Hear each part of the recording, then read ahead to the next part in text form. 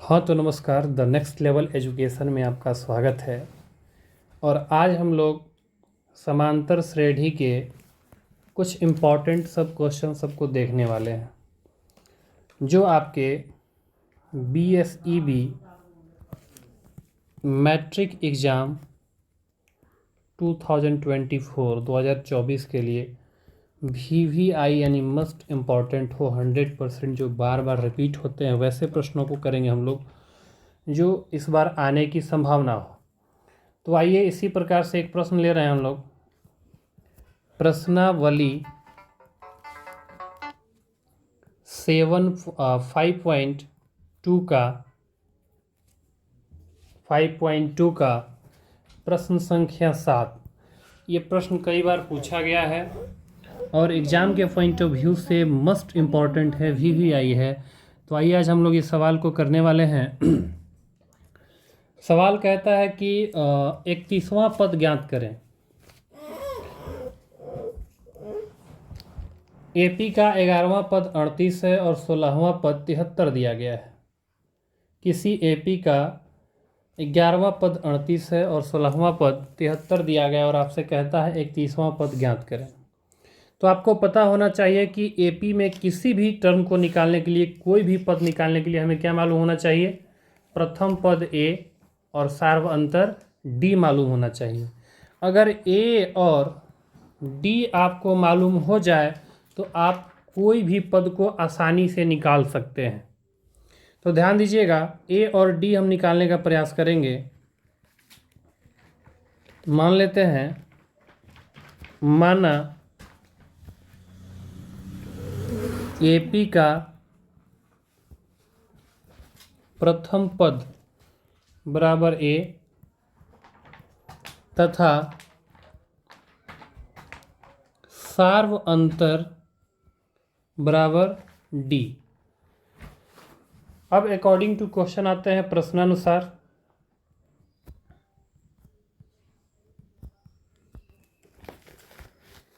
प्रश्न कहता है कि 11वां पद 38 है। 11वां पद कितना है? 38 है, 38 है। तो हम इसको इस टर्म में लिखेंगे। जैसे 11वां पद 38 बोला है तो हम लिखेंगे A11। इसका मतलब हुआ 11वां पद, ठीक ना। इसका मतलब क्या हुआ? 11वां पद। और कितना दिया है 11वां पद? तो 38 दिया गया है, ठीक है। अब जैसा कि हम बताए थे आपको कि जैसे 11वां पद है तो इसको हम लिख सकते हैं A + 10D, है ना। इसको लिख सकते हैं A + 10D। अब कैसे लिखे तो आप इस फॉर्मूला से भी समझ सकते हैं कि जैसे AN बराबर क्या होता है? A + n - 1 × D होता है। अब इसी प्रकार से A11वां निकालना है तो A11 बराबर हम क्या लिख सकते हैं? A + अब n का वैल्यू कितना है? 11। तो 11 - 1 × D, अर्थात A11 बराबर क्या मिला? तो A + तो 11 में एक घटा कितना हुआ? 10D। इसी प्रकार से हम यहाँ A11 को लिख दिए A + 10D।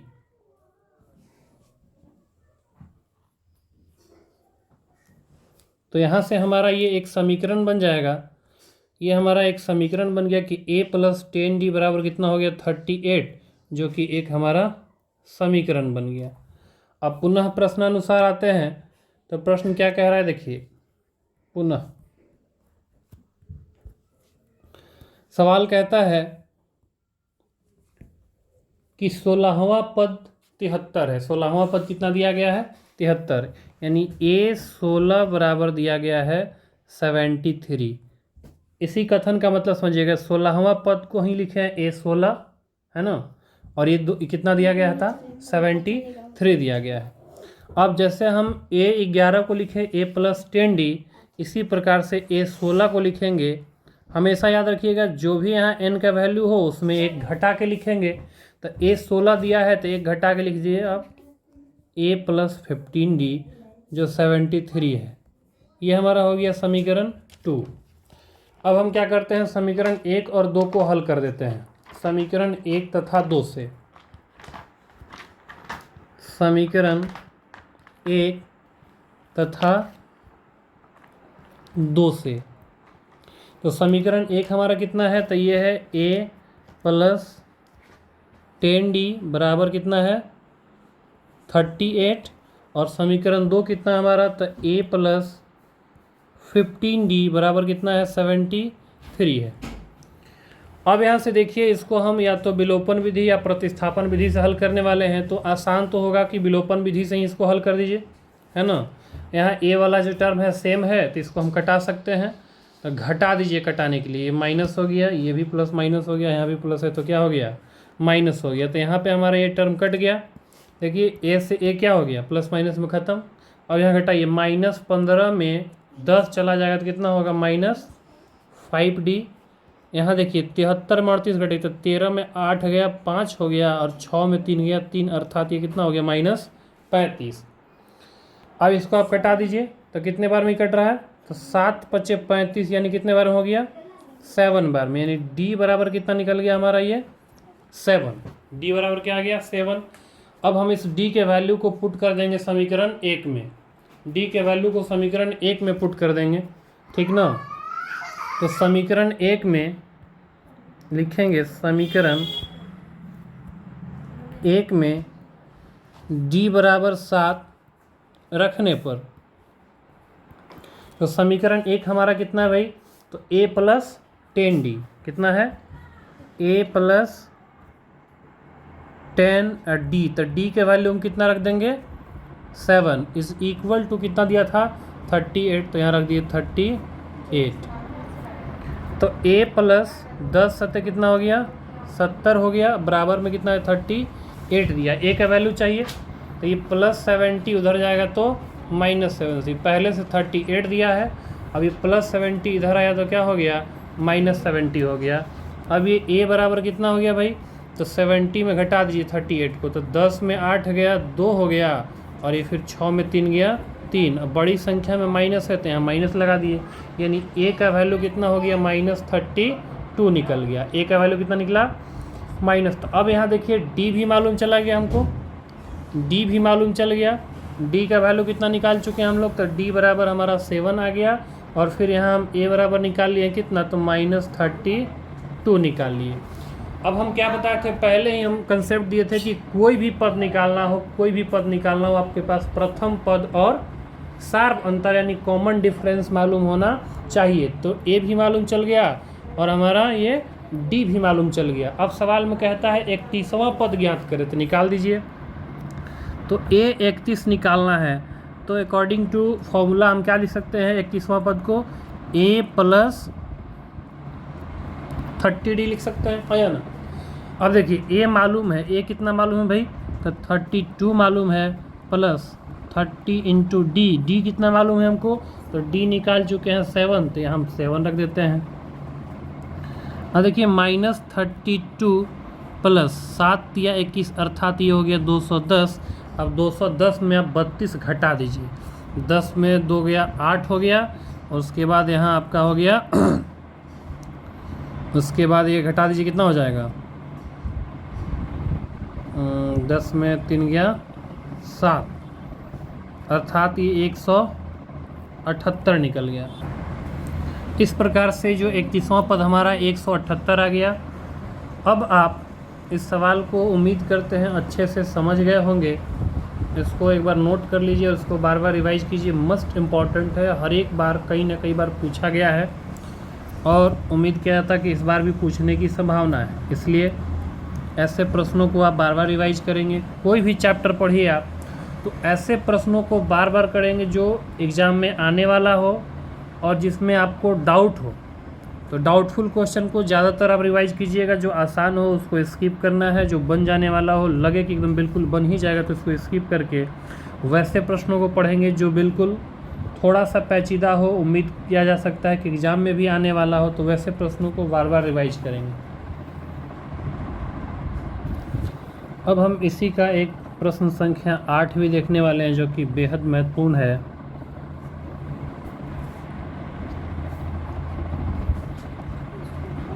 आठ नंबर 5.2 का ही एक्सरसाइज 5.2 का ही 8 नंबर है, जो बेहद महत्वपूर्ण है। ध्यान दीजिए, कहता है कि एक एपी में 50 पद हैं। एक एपी में 50 पद हैं, जिसका तीसरा पद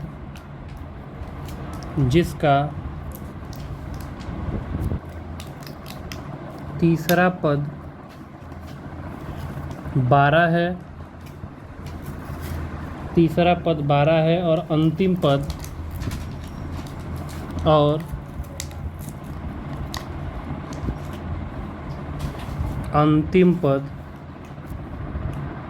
106 है। इसका 29वां पद ज्ञात करें। इसका 29वां पद ज्ञात करें। बेहद ही महत्वपूर्ण सवाल है, आइए इसको हल करते हैं।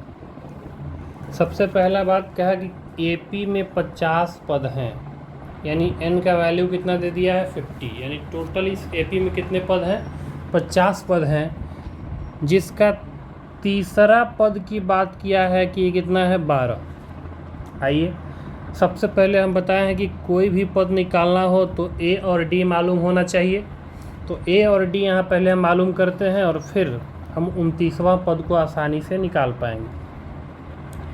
तो हल,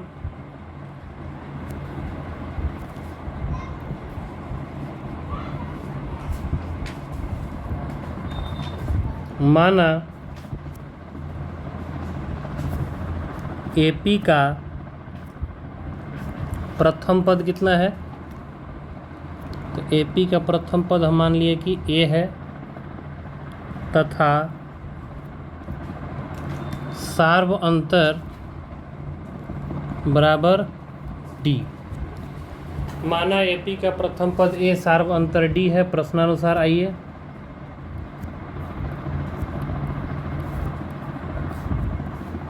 प्रश्न कहता है कि एपी का तीसरा पद 12 है। एपी का तीसरा पद कितना है 12, तो इसको हम इस प्रकार से लिखेंगे। तीसरा पद को हम क्या लिखेंगे, तो A3। तीसरा पद को क्या लिख दिए A3, और यही तीसरा पद कितना दिया गया है, तो 12 दिया गया है।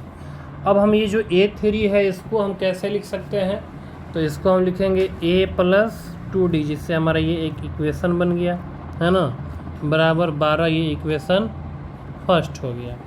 पुनः प्रश्नानुसार अगर देखें तो कहता है अंतिम पद 106 है। पुनः कि अंतिम पद कितना है, अंतिम पद जो है वो हमारा 106 है।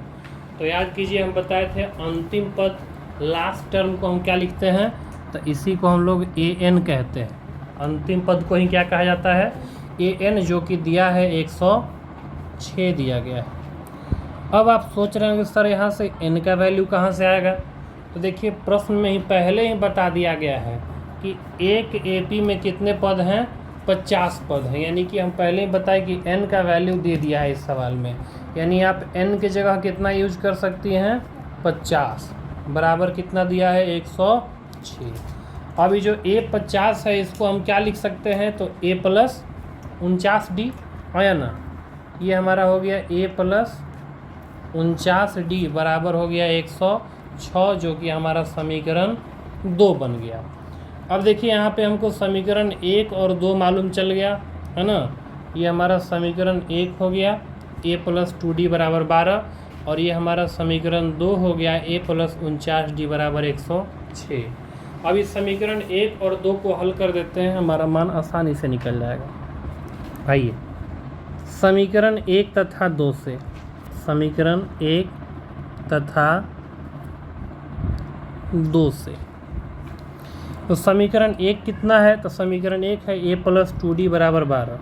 A+2D बराबर कितना दिया है 12, और समीकरण 2 कितना है, तो A+49D बराबर में कितना दिया है 106।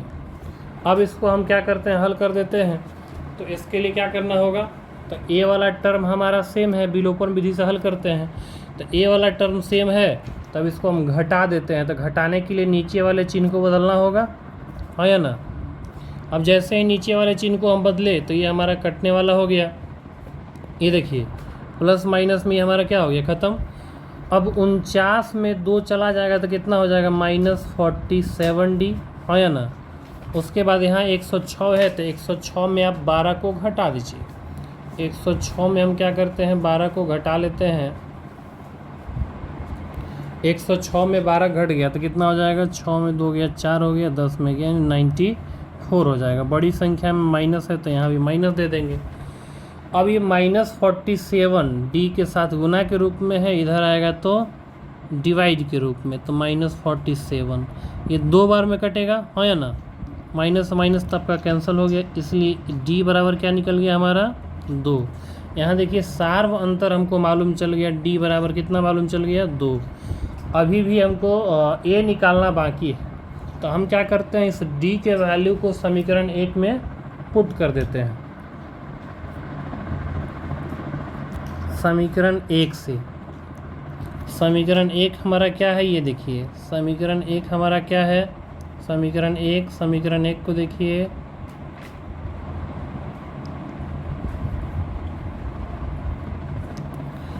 तो समीकरण 1 हमारा है a + 2d बराबर 12, a + 2d बराबर कितना दिया है, 12। अब इसमें d का वैल्यू हम कितना पुट करेंगे, 2, तो a + 2 अगुना d के जगह पे 2 रख दिए, बराबर में हो गया ये 12, तो a + 2 दूनी कितना हो गया, 4, बराबर हो गया 12।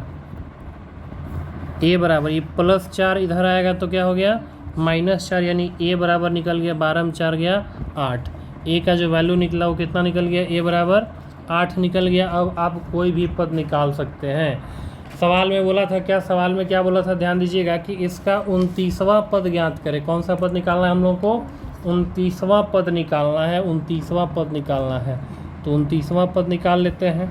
तो 29वां पद निकालने के लिए हम 29वां पद को किस प्रकार लिखेंगे, तो a 29 लिखेंगे, हाँ या ना, a 29। तो 29वां पद a 29 लिखे, और a 29 को हम किस प्रकार लिख सकते हैं, तो a + 28d 28d। अब a और d मालूम है, निकाल दीजिए। तो a बराबर कितना हो गया, 8 और 28d, तो d का वैल्यू कितना है बच्चा, तो d का वैल्यू सर कितना है, 2 है। तो यहाँ d की जगह हम 2 रख दिए, ये हो गया 8 + 28 दूनी हमारा ये 56 हो गया। अब 56 में 8 जोड़ दें तो कितना हो जाएगा हमारा, ये 8 × 6 = 14 और 5 × 1 = 6, अर्थात 29वां पद कितना निकल गया, 64। लास्ट लाइन लिख देंगे, अतः AP का 29वां पद 64 है। इस तरह से इस वीडियो में हम लोग 2 सवाल को कवर किए हैं।